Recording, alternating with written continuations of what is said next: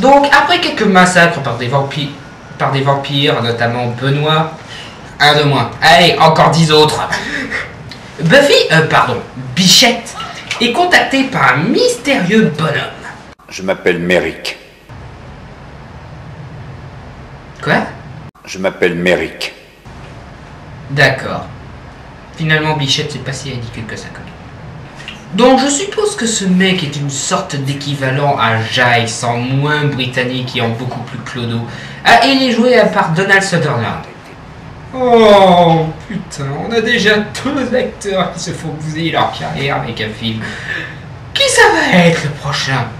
De plus, je dois avouer, Donald, c'est le moins ridicule de tous les personnages, mais ça ne veut pas dire grand-chose. Donc, comme vous en doutez, ce Giles, je vais l'appeler comme ça parce que je déteste son nom dans ce film, Giles dit donc à Buffy et Bichette quelle est la tueuse terreur des vampires. Très bien, alors laissez-moi y voir clair, d'accord? Il faut que moi, j'aille au cimetière avec vous, parce que c'est moi qui suis l'élu et qu'il y a des vampires. Bien sûr. Vous entendez des voix qui vous demandent des choses, vous voyez des taches? Des taches. Mais où, naturellement? C'est votre preuve. La tache. Vous portez la marque. Vous portez la marque du sabbat. Quoi, cette espèce de grain de beauté? L'horreur, alors ça, je l'ai fait enlever très vite. Attends, ce grain de beauté, c'est la marque qui fait de vous une tueuse terreur? En gros, si t'as un grain de beauté, t'es une tueuse?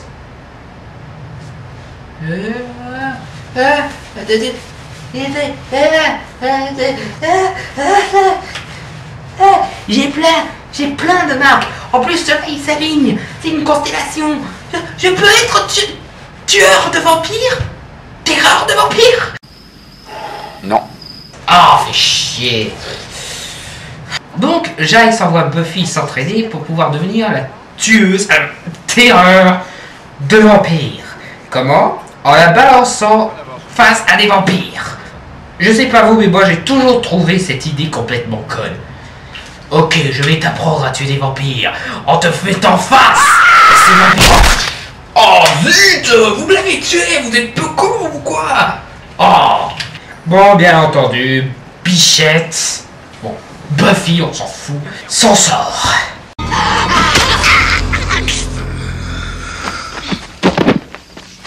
Et entre-temps, on a encore des massacres par des vampires.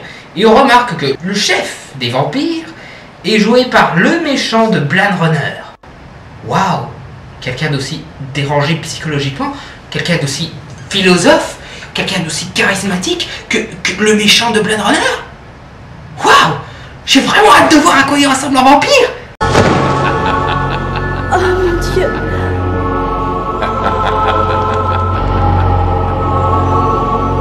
Qui êtes-vous?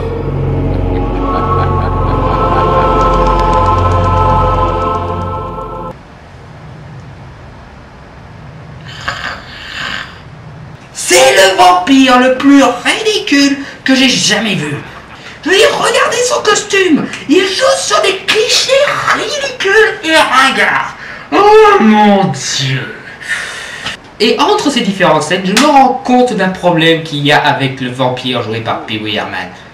Lui, si ce n'est pas le vampire le plus ridicule de tous les temps, c'est probablement le plus soporifique. Je vais pas tenir. Je vais pas tenir. Ah oui. Il y a encore une chose. Quoi? Ça.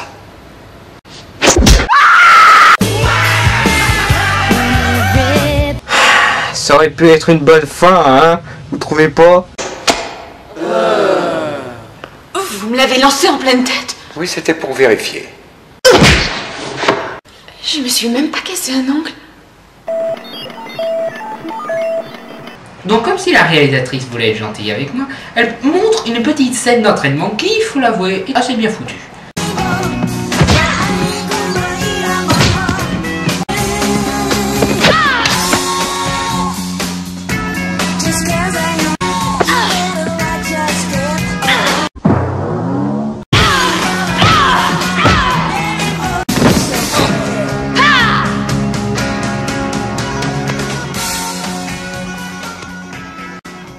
cœur, souvenez-vous. Bon, quand est-ce que je rencontre ce fameux Lotos? J'en sais rien. Quand il apparaît dans vos rêves, qu'est-ce que vous ressentez? Quelle sorte d'impression vous fait-il? Il me fait peur. Bien. Hey! Je crois qu'on peut affirmer... Hey! Wow, wow, wow! Tu viens de couper leur conversation, là! Je veux dire, ça avait l'air intéressant comme conversation. Ils allaient parler du méchant, ils allaient parler de tout un tas de trucs concernant la terreur. Tu leur fais échanger quelques phrases et boum! Sans expliquer en quoi finit la discussion.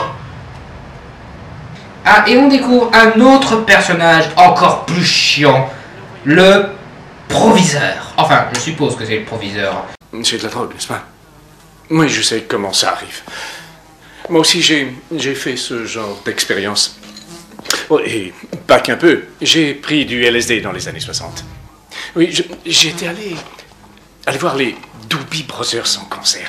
Et je sentais cette musique m'envahir complètement, toute rougeoyante et électrique. J'avais l'impression d'être un gros toaster. Et je me disais, bon, peut-être bien que je suis un toaster et que nous sommes tous des molécules. Et la tête de ma copine Mélissa était devenue comme un gros ballon. Et ça me... Ferme ta gueule! C'est alors que j'ai été malade. C'est le seul moment où je me suis retrouvé proche de Bichette parce qu'on a tous les deux rien à foutre de ce qu'il dit. Donc s'il vous plaît, retournez à une Ah, quand même. Mais j'attends pas mes règles avant 15 jours puisque ça vous intéresse tellement. C'était une réaction naturelle de la part d'une terreur. Une réaction à leur monstruosité. Hein?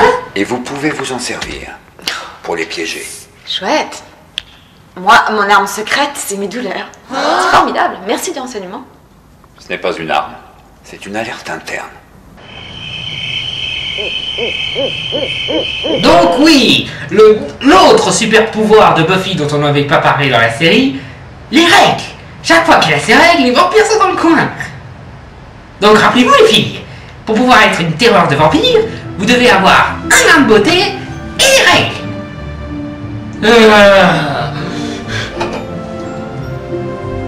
Écoute, je sais pas si dans certaines cultures, les règles sont quelque chose d'assez symbolique, d'assez mythologique, mais ça reste con. Je veux dire, quoi? Dès qu'il y a un vampire qui se pointe, elle a des règles?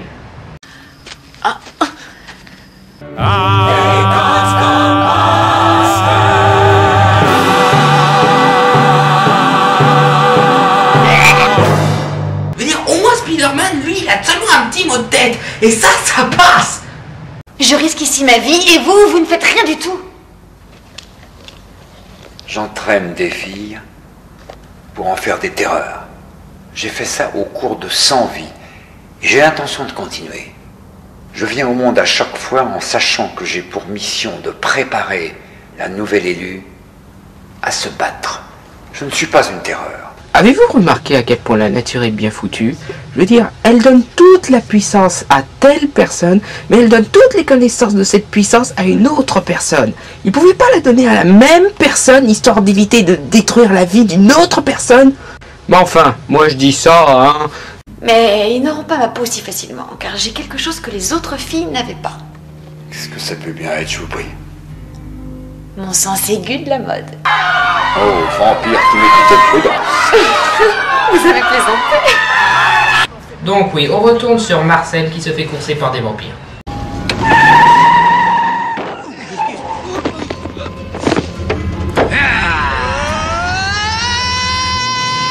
Il y a des prestations tellement mauvaises que même sous l'effet de l'alcool, on peut pas les oublier.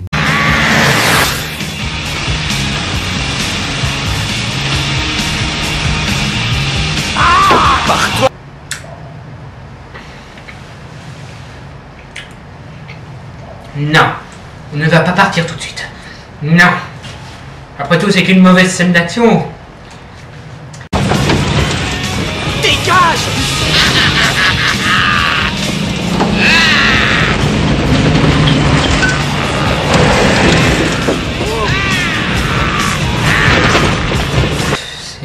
Ça passe. Continue.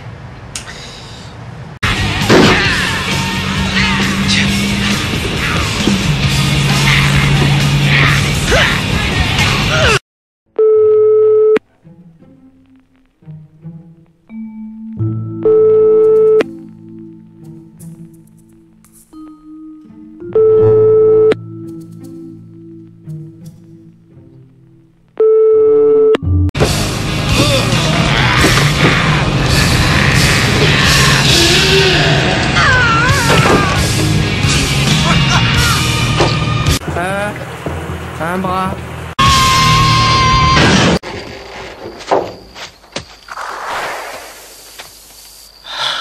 Lâchez-moi un peu. Donc, comme on peut se douter, Marcel se fait sauver par Buffy. Bichette, oui, c'est vrai. Ouais. Vous êtes blessé? Oh non, c'est pas grand-chose. Tout le monde se sort tranquillement de ce genre de... Et je suppose qu'ils commencent par tomber amoureux l'un de l'autre. Ok. Je veux dire, d'accord, il faut bien une histoire d'amour, mais... Josh, pourquoi tu n'en as pas profité pour mettre l'histoire entre Buffy et Angel? Ça au moins, ça aurait donné un peu plus de sens au film. Je veux dire, il n'y a aucun charisme dans le couple Marcel-Buffy. Pourquoi t'as fait ce couple?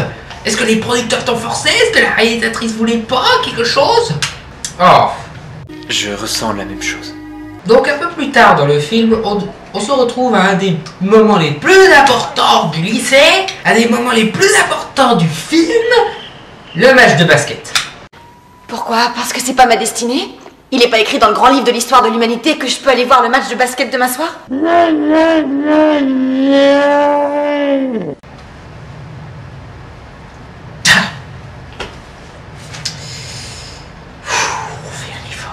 Je veux dire, entre des combats entre une tueuse de vampires et des vampires, et un match de basket fait par des lycéens, vous croyez sérieusement qu'il y a de quoi hésiter? Dans l'ensemble, ça va marcher. Vous me suivez bien? Foncez dans le tas!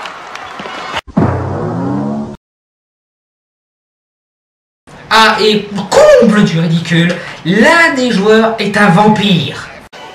Allez! Soyez bons! Ah! Les gars, un loup-garou avec Michael J. Fox, ça marche pas. Avec ce putain de Michael J. Fox. Alors, un match de basket avec un vampire qui est joué par un acteur complètement inconnu, vous croyez sérieusement que ça va marcher? Pas normal, je suis pas d'accord, il faut le faire sortir. J'entends bien, il est répréhensible, mais on a le point, d'accord? Oui, d'accord. Faites-le sortir.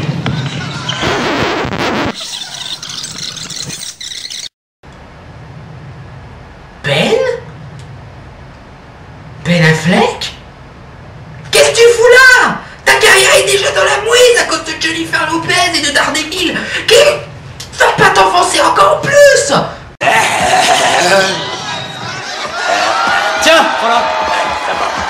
Ouf, il a échappé à la catastrophe. Donc au bout d'un moment, même Buffy en a marre de ce match de merde. Bichette! Oh, ce nom!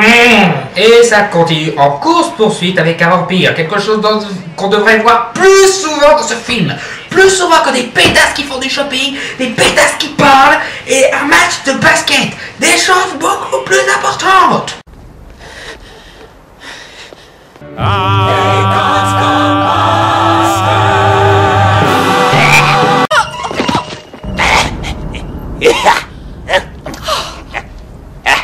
Tu t'es fait une écorchure? Et bien entendu, Marcel vient l'aider. Histoire de régler une dette, je sais pas comment le dire. Et qu'est-ce que moi je fais là? Je protège tes fesses.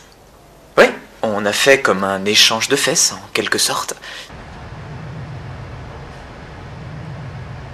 Je sais pas comment le dire, mais je le dirai certainement pas comme ça.